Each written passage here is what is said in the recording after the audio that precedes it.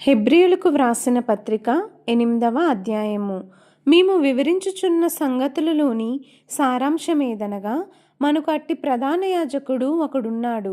ఆయన పరిశుద్ధ ఆలయమునకు, అనగా మనుష్యుడు కాక ప్రభువే స్థాపించిన నిజమైన గుడారమునకు పరిచారకుడై ఉండి, పరలోకమందు మహామహుని సింహాసనమునకు కుడిపార్శ్వమున ఆసీనుడాయెను.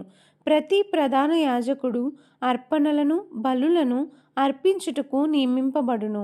అందుచేత అర్పించుటకు ఈయనకు ఏమైనా ఉండుట అవశ్యము.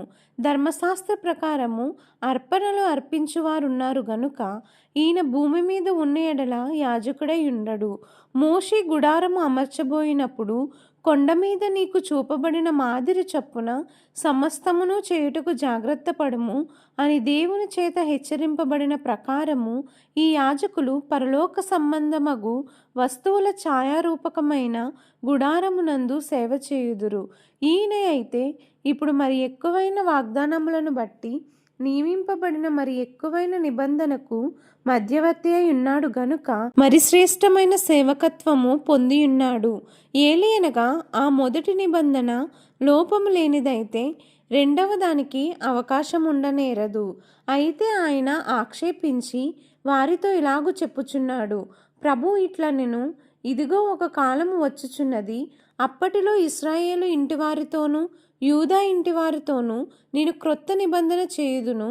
అది నేను ఐగుప్తు దేశములో నుండి వీరి పితరులను వెలుపలికి రప్పించుటకై వారిని చెయ్యి పట్టుకొనిన దినమున వారితో నేను చేసిన నిబంధన వంటిది కాదు. ఏమనగా, వారు నా నిబంధనలో నిలవలేదు గనుక నేను వారిని అలక్ష్యము చేసితినని ప్రభువు చెప్పుచున్నాడు. ఆ దినములైన తర్వాత ఇశ్రాయేలు ఇంటివారితో నేను చేయబో నిబంధన ఏదనగా, వారి మనస్సులో నా ధర్మవిధులను ఉంచెదను, వారి హృదయముల మీద వాటిని వ్రాయుదును. నేను వారికి దేవుడునై యుందును, వారు నాకు ప్రజలై యుందురు.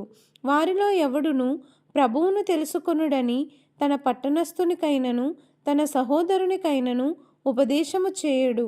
వారిలో చిన్నలు మొదలుకొని పెద్దల వరకు అందరూ నన్ను తెలుసుకొందురు.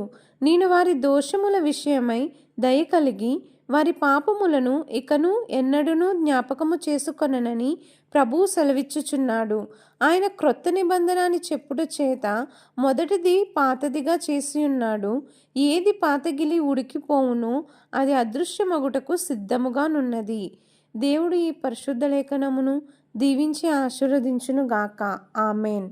ప్రైజ్ లార్డ్ అందరికీ. మాస్టర్ వాయిస్ ద్వారా డైలీ వాక్యాలు వింటున్నారు కదా, వినండి, మరి కొంతమందికి వినిపించండి. Please like, share, subscribe. Jesus loves you all. Amen.